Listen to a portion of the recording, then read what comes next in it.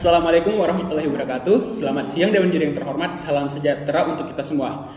Pada kesempatan kali ini, di sini saya bertugas untuk menyampaikan argumentasi pihak pemerintah sekaligus bantahan terhadap pihak pemerintah tentang tes kelayakan orang tua sebagai syarat memiliki anak dan sekaligus mengasih saran yang dapat membantu pihak pemerintah.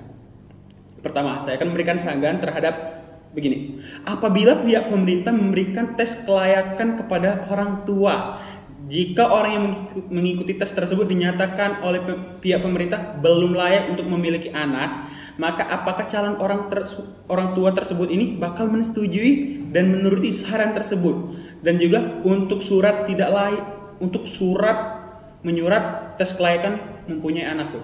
Jika ada yang belum layak untuk mempunyai anak dan para calon orang tua ini melanggar tersebut, apakah akan diberikan sanksi? Tentu tidak dong. Pemerintah tidak bisa mengatur bagaimana masyarakat yang tidak layak memiliki anak tersebut akan mengikuti pemerintah.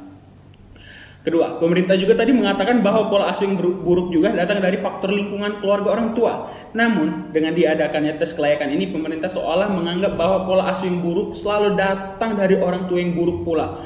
Padahal, mental orang tua, khususnya seorang ibu juga perlu diperhatikan tentunya, dan ketidaknyamanan yang hadir pada diri ibu terhadap disebabkan oleh kurangnya dukungan keluarga dan orang-orang sekitarnya, sehingga berimbas kepada anak-anak tersebut. Dan tentu juga anak yang bahagia hadir dari ibu yang bahagia pula. Belajar mengenai pola asuh tidak serta-merta dapat selesai dalam kurun waktu yang singkat.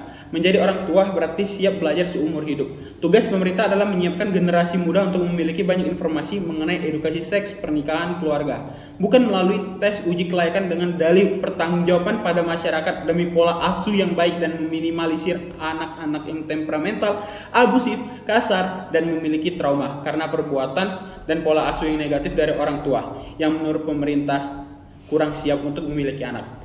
Untuk kasus-kasus remaja yang hamil di luar nikah patut dipertanyakan. Pemerintah tidak akan bisa menjangkau mereka untuk menahan nafsu mereka tidak melakukan perbuatan di luar norma dan melanggar asusila. Kesiapan orang tua terkadang juga goyah karena faktor lingkungan. Kejadian-kejadian yang ditemui orang tua pada saat pengasuhan berjalan dan masih banyak lagi. Tes kelayakan juga tidak menjamin anak akan mendapatkan pola asuh yang positif dan sempurna dengan orang tua yang tidak mengalami depresi di tengah proses pengasuhan anak. Seharusnya pemerintah hanya melakukan sosialisasi yang merata terhadap masyarakat, mulai dari bersekolah hingga dewasa. Dan juga jika tes kelayakan sudah dilakukan, belum tentu menjamin bahwa orang tua bisa mengurus anak mereka dengan baik. Tetapi saya mengetahui bahwa dengan tes tersebut meningkatkan persentase bahwa orang tua dapat mendidik anaknya dengan baik. Pemerintah juga secara tidak langsung mengatakan bahwa orang tua belum siap dalam memiliki sang buah hati tercinta ini bisa dikatakan maksud saya pemerintah juga secara tidak langsung mengatakan bahwa orang tua belum siap dalam memiliki sang buah hati tercinta. Ini bisa dikatakan generalisasi yang tidak adil. Pemerintah juga tidak mempertimbangkan kendala-kendala yang lain seperti kondisi keluarga, kondisi ekonomi, dan keadaan yang berbeda-beda yang lain sebagainya.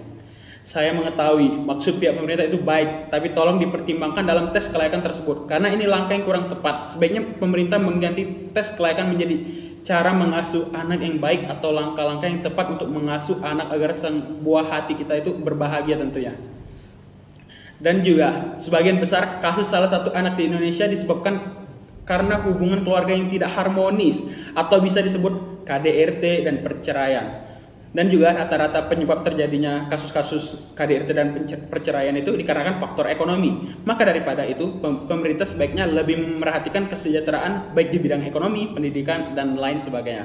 Dewan Juri yang terhormat, saya menyarankan daripada tes kelayakan, alangkah lebih baiknya berfokus pada pendidikan dan dukungan bagi orang tua. Dewan Juri yang terhormat dapat lebih mensupport sumber daya yang memadai untuk menyediakan pendidikan prakehamilan, kelas orang tua, dan lain sebagainya. Program yang dibentuk bisa berupa pengetahuan, keterampilan, dan dukungan emosional yang dibutuhkan dalam membesarkan anak dengan baik dan benar. Selain itu, pemerintah bisa memberikan pelajaran dalam pendidikan di masa sekolah untuk menekankan nilai kekeluargaan, keterampilan komunikasi, pemahaman emosional, dan pendidikan seksual yang jelas agar mencegah perbuatan asusila yang melanggar norma-norma. Dengan adanya ini, justru generasi yang mendatang akan terbantu dengan kebijakan tersebut. Saya sebagai pihak non-pemerintah dengan tegas menolak mosi perdebatan kali ini. Penting untuk mengingat bahwa mengasuh anak adalah tanggung jawab bersama antara orang tua, keluarga, masyarakat, dan pemerintah. Kita dapat mencapai hasil yang lebih baik dengan membangun lingkungan yang mendukung dan memberdayakan orang tua, bukan dengan membatasi hak-hak mereka melalui tes kelayakan yang kontroversial dan meragukan. Sekian dari saya, terima kasih.